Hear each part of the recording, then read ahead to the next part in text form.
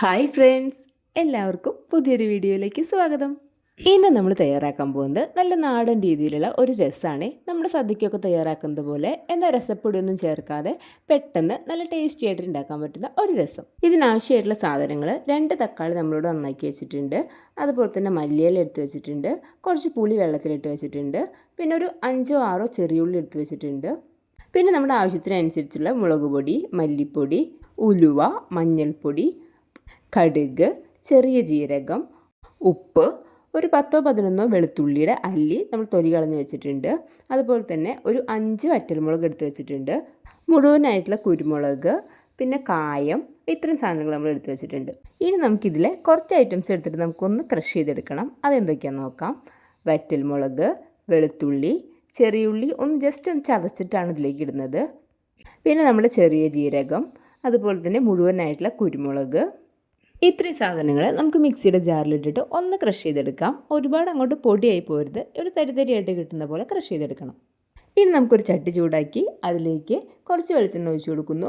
വെളിച്ചെണ്ണ ചൂടായി വരുമ്പോൾ നമുക്കതിലേക്ക് കടുക് ഇട്ട് കൊടുക്കാം. കടുക് പൊട്ടി വരുന്ന സമയത്ത് നമുക്കതിലേക്ക് ഉലുവ ചേർക്കാം. ഇനി നമുക്കൊരു 2-3 വറ്റൽമുളകും കൂടെ ഇതിലേക്ക് ചേർത്ത് കൊടുക്കാം. വറ്റൽമുളക് ഒന്ന് മൂത്ത് വരുമ്പോൾ, എന്നാൽ കരിഞ്ഞു പോകാതെ സൂക്ഷിക്കണേ, നമ്മൾ നേരത്തെ ക്രഷ് ചെയ്ത് വെച്ചിട്ടില്ലേ, അതെടുത്തിട്ട് ഇതിലേക്ക് ചേർത്ത് കൊടുക്കാം. പിന്നെ നമ്മുടെ പൊടികളായിട്ടുള്ള മല്ലിപ്പൊടി, മഞ്ഞൾപ്പൊടി, മുളക് പൊടി എല്ലാം കൂടി ഇട്ട് കൊടുക്കാം. ഇനി ഇതിൻ്റെ പച്ചമണം മാറുന്നത് വരെ നന്നായിട്ടൊന്ന് മിക്സ് ചെയ്ത് കൊടുക്കണം. പൊടിയുടെ പച്ചമണമൊക്കെ മാറി വരുമ്പോൾ നമ്മൾ നേരത്തെ അരിഞ്ഞു വെച്ചിരുന്ന 2 തക്കാളി ഉണ്ടല്ലോ, അത് ഇതിലേക്ക് ഇട്ട് കൊടുക്കാം. തക്കാളിയൊക്കെ നമുക്ക് ഇഷ്ടമുള്ള പോലെ അരിഞ്ഞെടുക്കാം. നമ്മുടെ രസത്തിൽ സാധാരണ കാണുന്നത് നീളത്തിലരിഞ്ഞ തക്കാളിയാണ്, ഞാൻ കുറച്ചുകൂടി എളുപ്പത്തിന് വേണ്ടിയിട്ട് ഇങ്ങനെ അരിഞ്ഞെന്നുള്ളൂ. തക്കാളി ഒന്ന് വഴറ്റി വരുമ്പോൾ നമുക്കതിലേക്ക് നേരത്തെ വെള്ളത്തിലിട്ട് വെച്ചിരുന്ന പുളി ഉണ്ടല്ലോ, അത് പിഴിഞ്ഞിട്ടുള്ള ആ പുളിവെള്ളം ഇതിലേക്ക് ഒഴിച്ചു കൊടുക്കാം.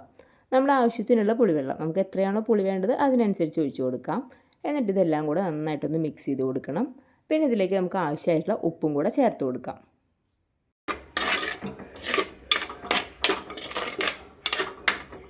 പുളിവെള്ളം ഒന്ന് തിളച്ച് വരുന്ന സമയത്ത് നമുക്കിനി നമ്മുടെ രസത്തിന് എത്രയാണോ വെള്ളം ആവശ്യമുള്ളത് അത്രയും വെള്ളം കൂടെ നമുക്ക് ഈ ചട്ടിയിലേക്ക് ഒഴിച്ചു കൊടുക്കാം. വെള്ളം ഒഴിച്ച് കഴിഞ്ഞാൽ നമുക്കിനി ഇതിലേക്ക് ഒരു കായത്തിൻ്റെ പീസ് ഇട്ട് കൊടുക്കാം. അല്ല, കായപ്പൊടി ഉള്ളവരാണെന്നുണ്ടെങ്കിൽ അങ്ങനെയും ചേർക്കാം. പിന്നെ നമുക്ക് ആവശ്യം നേരത്തെ അരിഞ്ഞ് മാറ്റി വെച്ചിരുന്ന നമ്മുടെ മല്ലിയിലയാണ്, അതും കൂടെ നമുക്കിതിലേക്ക് ചേർത്ത് കൊടുക്കാം. ഇനി നമുക്ക് ഒരു 5-10 മിനിറ്റ് ഇതൊന്ന് തിളച്ച് വരുന്നത് വരെ നമുക്കൊന്ന് വെയിറ്റ് ചെയ്യാം.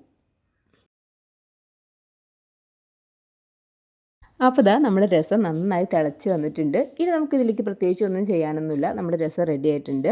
വേണമെന്നുണ്ടെങ്കിൽ നമുക്ക് കുറച്ച് മല്ലിയിലയും കൂടെ ഇതിൻ്റെ മുകളിൽ വിതറി കൊടുക്കാം. പക്ഷെ നമ്മൾ നേരത്തെ മല്ലിയില ആഡ് ചെയ്തിട്ടുള്ളത് കൊണ്ട് നമ്മളിപ്പോൾ അത് ചെയ്യുന്നില്ല. ഇനി നമുക്ക് തീ ഓഫ് ചെയ്യാം. ഇത്രയേ ഉള്ളൂ. രസപ്പൊടി ഒന്നും ചേർക്കാതെ തന്നെ നമുക്ക് വളരെ ഈസി ആയിട്ട് വളരെ ടേസ്റ്റി ആയിട്ടുള്ള രസം തയ്യാറാക്കാൻ പറ്റുമെന്ന് മനസ്സിലായില്ലേ?